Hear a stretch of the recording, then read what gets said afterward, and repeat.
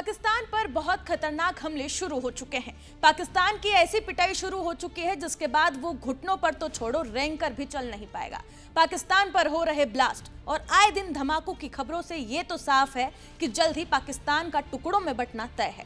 मगर इन सबके बीच भारत के लिए फिनलैंड ने पाकिस्तान पर वो अटैक किया है जिसने 25 करोड़ पाकिस्तानियों को रुला कर रख दिया है। दरअसल यूरोपियन यूनियन के जितने भी कंट्रीज हैं अब वो फाइनली पाकिस्तान को आइसोलेट करते हुए नजर आ रहे हैं। बहुत सारी ऐसी खबरें हैं जहां पर ये क्लियर दिख रही हैं चीजें कि यूरोपियन यूनियन जो है वो अब पाकिस्तान के साथ उसकी जो डील्स हैं वो खत्म कर रही हैं। और आज पाकिस्तान जिस तरीके से टेररिज्म को प्रमोट करता है, रीजनल अनस्टेबिलिटी को प्रमोट करता है, उसके कारण दुनिया के ताकतवर देश ये तय कर चुके हैं कि it's time to take action on Pakistan.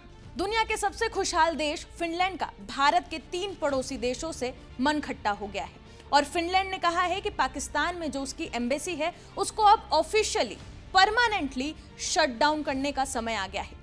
इस देश का दूतावास बंद होना पाकिस्तान के लिए एक बड़ी प्रॉब्लम खड़ी कर सकता है, क्योंकि अभी तो फिनलैंड ने स्टार्ट किया है और भी कई ऐसे देश हैं, कंट्रीज हैं जो ये प्रपोजल रख रही हैं कि जल्द ही अब पाकिस्तान में एम्बेसी को बंद कर देना चाहिए। जैसे कि फ्रांस जो कह चुका है कि पाकिस्तान में जो भी एम्बेसी है उसको शट डाउन कर देना चाहिए। फिनलैंड के मिनिस्ट्री फॉर फॉरेन अफेयर्स ने यह अनाउंस किया है कि 2026 तक पाकिस्तान और अफगानिस्तान में जो भी एम्बेसी है उसको पूरी तरीके से बंद कर दिया जाएगा। फिनलैंड के विदेश मंत्रालय ने पॉलिटिकल माहौल और फिनलैंड के साथ उनकी सीमित ट्रेड और इकोनॉमिक जुड़ाव से जुड़े ऑपरेशन और स्ट्रेटेजिक कारणों से यह ऐलान किया कि अब उनका जो दूतावास है वो पाकिस्तान में फिनलैंड बंद कर रहा है। एम्बेसी को बंद किया जाएगा for operational and strategical reason, मतलब अब उस एम्बेसी की कोई जरूरत नहीं है पाकिस्तान में। जरूरत क्यों नहीं है? क्योंकि फिनलैंड और पाकिस्तान के बीच में जो कमर्शियल और इकोनॉमिक टाई है वो लगभग ना के बराबर है। और जो स्ट्रेटेजिक रीजंस हैं ये बहुत ध्यान से सुनिएगा। स्ट्रेटेजिक रीजंस में बताया गया कि कंट्री की बदलती हालत, पॉलिटिकल सिचुएशन जो बदल रही है, यानी कि 27वें अमेंडमेंट जो मुनीर को लेकर हो रहा है और फिर पाकिस्तान और अफगानिस्तान के बीच में जो टेंशन लगातार बढ़ रही है, इस वजह से फिनलैंड पाकिस्तान के साथ अब कोई भी ट्रेड या फिर रिश्ता और कोई भी एम्बेसी अब उस देश में नहीं रखना चाहता। अब 27वें अमेंडमेंट को लेकर देख सकते हैं कि 29 नवंबर को यह भी खबर आई कि यूनाइटेड नेशन ने यह तक वार्न करा कि पाकिस्तान में जिस तरीके से चीजें चल रही हैं उसका कॉन्सिक्वेंसेस पूरे रीजन में देखने को मिलेगा। मतलब ये वार्निंग है वर्ल्ड के लिए कि पाकिस्तान में जो चल रहा है उसको रोका जाना चाहिए, क्योंकि अगर मिलिट्री डिक्टेटर की ये पावर चल जाए, खासकर कि द न्यूक्लियर पावर कंट्री में, तो इसका इम्पैक्ट केवल भारत को ही नहीं होगा, इसका इम्पैक्ट बहुत सारे देशों को देखने को मिलेगा। फिनलैंड के एम्बेसी का पाकिस्तान में शटडाउन होना भारत के लिए एक बड़ी डेमोक्रेटिक विक्ट्री है, क्योंकि ऑपरेशन सिंदूर के बाद हमारी डिप्लोमेटिक टीम पूरी दुनिया में हर कोने में गई पाकिस्तान को एक्सपोज करने के लिए। उस समय भी जो फिनलैंड के एम्बेसडर थे उन्होंने कहा था कि India has the right and duty to protect citizen.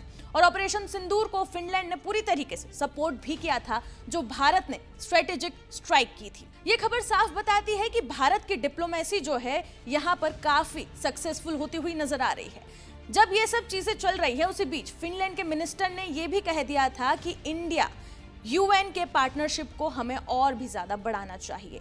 Timing पर जरा आप गौर कीजिए। 30 नवंबर को फिनलैंड की तरफ से 2 खबरें सामने आई, पाकिस्तान में एम्बेसी को शट डाउन करो और दूसरा इंडिया यूएन के पार्टनरशिप को और भी ज्यादा बढ़ाओ।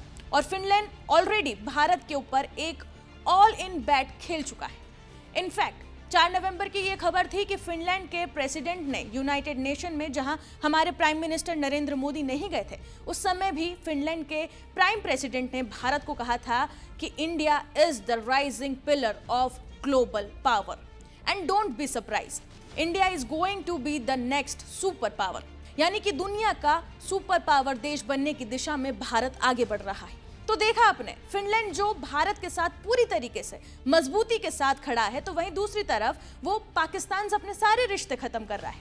वहीं नवंबर के महीने में फिनलैंड ने भारत के साथ मिलकर ट्रेड और डिजिटलाइजेशन और एआई पर मिलकर काम करने का एक फैसला भी लिया था। फिनलैंड भारत के लिए एक बहुत ही स्ट्रेटेजिक पॉइंट लेते हुए दिख रहा है, स्टैंड लेते हुए नजर आ रहा है। तो वही दूसरी तरफ यूरोपियन यूनियन पूरी तरीके से पाकिस्तान के लिए प्रॉब्लम क्रिएट कर रहे हैं, पाकिस्तान को एक्सपोज कर रहे हैं, पाकिस्तान को आइसोलेट कर रहे हैं, यानी कि पूरी तरह से अलग कर दे रहे हैं।